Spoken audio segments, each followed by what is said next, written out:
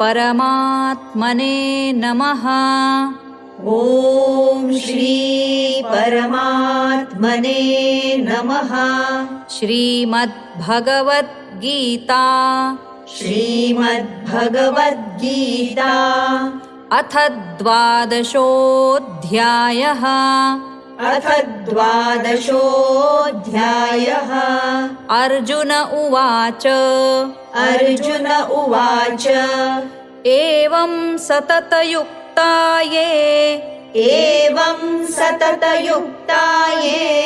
भक्तास्त्वां पर्युपासते भक्तास्त्वां पर्युपासते ये चाप्यक्षरमव्यक्तं ये चाप्यक्षरमव्यक्तं तेषां के योगवित्तमाः तेषां के योगवित्तमाः। श्रीभगवानुवाच श्रीभगवानुवाच मय्यावेश्य मनो ये मान् मय्यावेश्य मनो ये मान् नित्ययुक्ता उपासते नित्ययुक्ता उपासते श्रद्धया परयोपेतास् श्रद्धया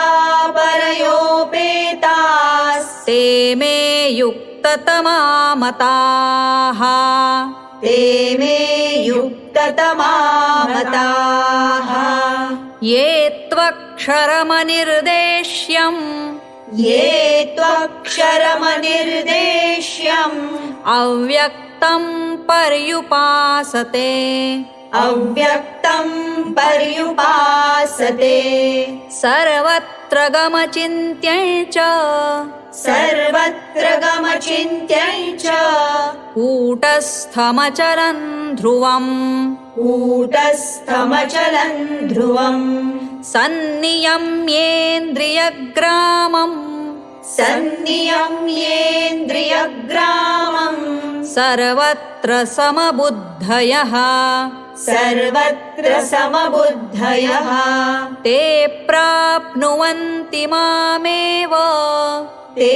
प्राप्नुवन्ति मामेव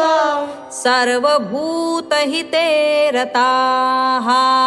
सर्वभूतहिते रताः। क्लेशोऽधिकतरस्तेषाम् क्लेशोऽधिकतरस्तेषाम् अव्यक्तासक्तचेतसाम् अव्यक्तासक्तचेतसाम् अव्यक्ता हि गतिर्दुःखम् अव्यक्ता हि गतिर्दुःखम् देहवद्भिरवाप्यते देहवद्भिरवाप्यते ये तु सर्वाणि कर्माणि ये तु सर्वाणि कर्माणि मयि सन्न्यस्य मत्पराः मयि सन्न्यस्य मत्पराः अनन्येनैव योगेन अनन्येनैव योगेन मां ध्यायन्त उपासते मां ध्यायन्त उपासते तेषामहं समुद्धर्ता तेषामहं समुद्धर्ता मृत्युसंसारसागरात् मृत्युसंसारसागरात् भवामि न चिरात् पार्थ भवामि न चिरात् पार्थ मय्यावेशितचेतसाम् मय्यावेशितचेतसाम् मय्येव मन आधत्स्व मय्येव मन आधत्स्व मयि बुद्धिं निवेशय मयि बुद्धिं निवेशय निवसिष्यसि मय्येव निवसिष्यसि मय्येव अत ऊर्ध्वन्न संशयः अत ऊर्ध्वन्न संशयः अथ चित्तं समाधातुं अथ चित्तं समाधातुं न शक्नोषि मयि स्थिरम् न शक्नोषि मयि स्थिरम् अभ्यासयोगेन ततो अभ्यासयोगेन ततो मामिच्छाप्तुं धनञ्जय मामिच्छाप्तुं धनञ्जय अभ्यासेऽप्यसमर्थोऽसि अभ्यासेऽप्यसमर्थोऽसि मत्कर्म परमो भव मत्कर्म परमो भव मदर्थमपि कर्माणि मदर्थमपि कर्माणि कुर्वन् सिद्धिमवाप्स्यसि कुर्वन् सिद्धिमवाप्स्यसि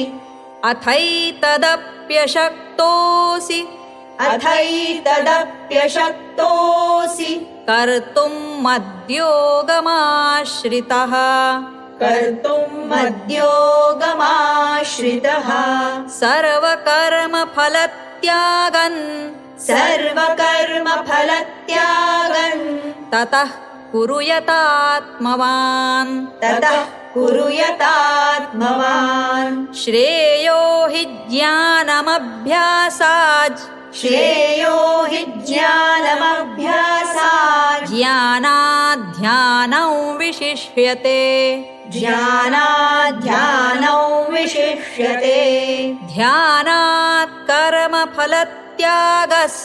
ध्यानात् कर्मफलत्यागस् त्यागाच्छान्तिरनन्तरम् त्यागाच्छान्तिरनन्तरम् अद्वेष्टा सर्वभूतानाम् अद्वेष्टा सर्वभूतानां मैत्रः करुण एव च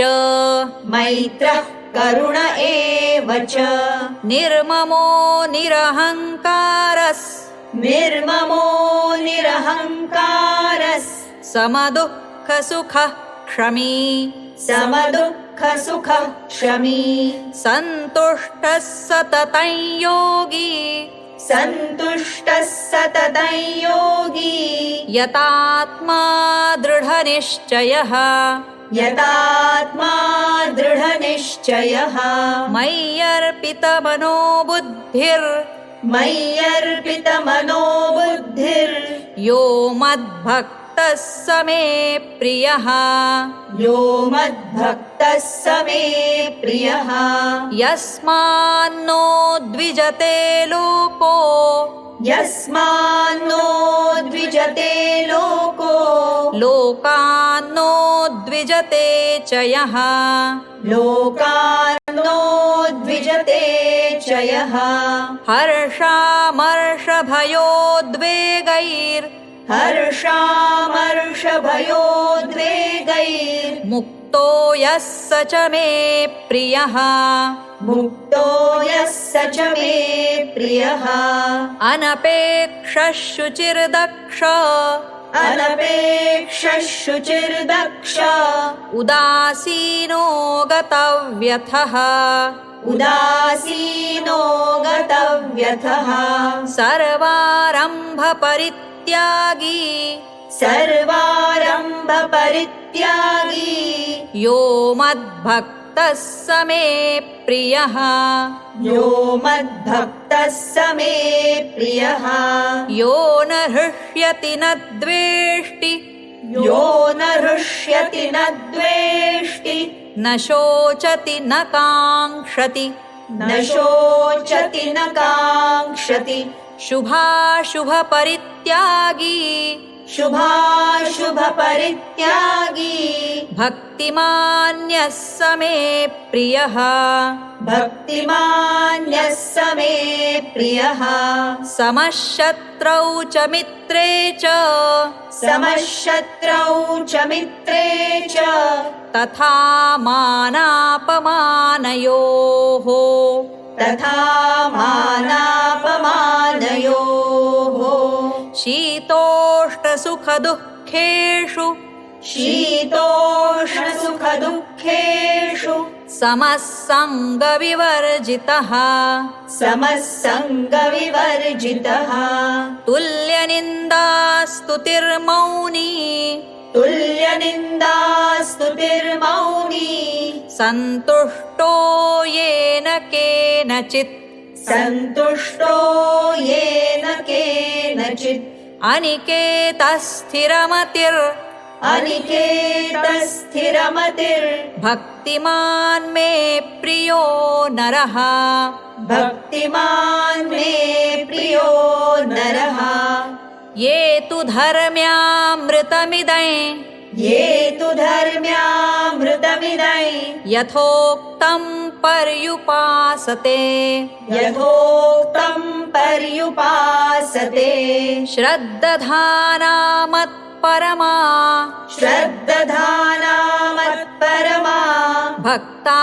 भक्तास्तेतीव मे प्रियाः ॐ तत्सदिति श्रीमद्भगवद्गीतासु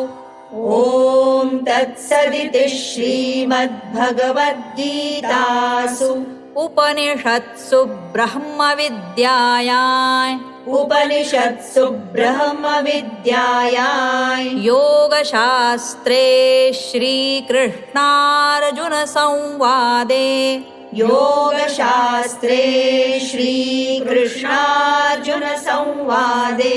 भक्तियोगो नाम